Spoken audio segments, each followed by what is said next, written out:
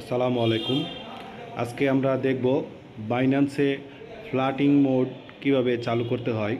যারা বাইন্যান্স এ কাজ করেন তাদের এটি কয়েন এর প্রাইসটা সবসময় মনিটরিংয়ে রাখতে হয়।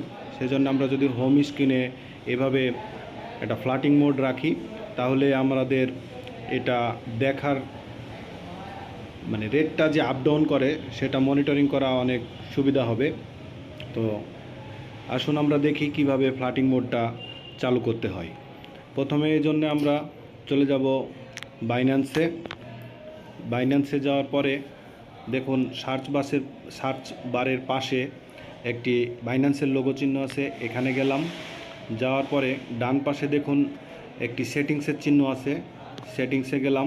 সেটিংসে যাওয়ার পরে দেখুন এখানে ফ্ল্যাটিং উইন্ডোজ দেওয়া আছে, লেখা আছে, এটাতে আমরা ক্লিক করলাম। ক্লিক করার পরে আমরা ফ্ল্যাটিং উইন্ডোজ ডিসপ্লে আমরা এটা অন করে দিলাম। দেখুন আমার ডান পাশে এখানে রেটটা আপ ডাউন করছে যে সেটা আমরা এখন দেখতে পাচ্ছি। এটা আমরা ছোট করতে পারি, আবার বড় করতে পারি, এবং এটাকে আমরা আবার সাইডে রেখে দিতে পারি।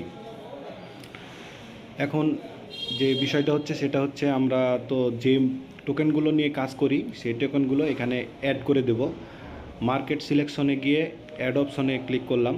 ক্লিক করার পরে যেই টোকেনটা আপনি বা যে কয়েনটা আপনি সবসময় মনিটরিংয়ে রাখতে চাচ্ছেন সেটা এখানে সার্চ করুন। আমি সার্চ করলাম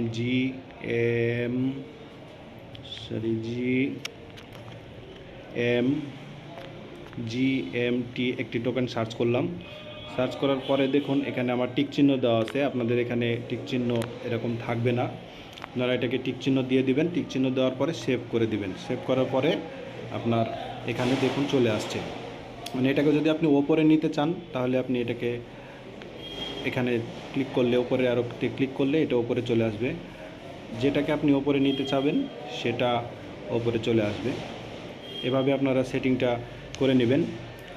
এখন দেখুন আমি এখান থেকে বের হয়ে যাচ্ছি।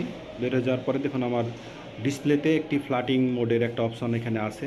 আমি এটাতে চাপ দিলে দেখুন এখানে আমার রেটটা যে কত আপ ডাউন করছে এটা আমি দেখতে পাচ্ছি। তো আশা করি বুঝতে পেরেছেন কিভাবে ফ্ল্যাটিং মোড চালু করতে হয়। ভালো থাকবেন, ধন্যবাদ।